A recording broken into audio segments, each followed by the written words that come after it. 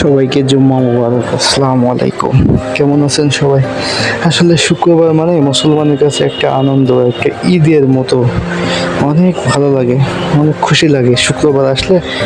মনের ভিতর কেমন একটা জানি ঈদ ঈদ কাজ করে। যাক আলহামদুলিল্লাহ, আল্লাহর রহমতে সব কিছুই ঠিকঠাক। আল্লাহ এভাবে যেন ঠিকঠাক রাখে সবসময়।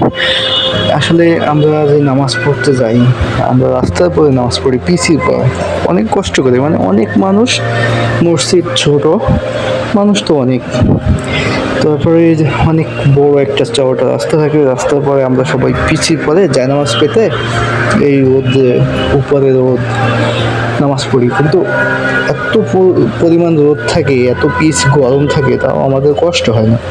কারণ কি, আমরা তো মুসলিম, আমাদের আল্লাহ এর থেকেও বড় শাস্তি দিতে পারতো, কিন্তু তার থেকে তো অনেক ভালো লাগছে। কিন্তু কোনো সময় কষ্ট মনে হয় না, কোনো সময় মনে হয় না, অনেক ভালো লাগে, অনেক, এত ভালো লাগে সেটা ভাষায় বলা যাবে না। তো সবাই 5 ওয়াক্ত নামাজ পড়েন, আমার জন্য দোয়া করবেন এবং সবাই যেন ভালো থাকে এই কামনা করবেন।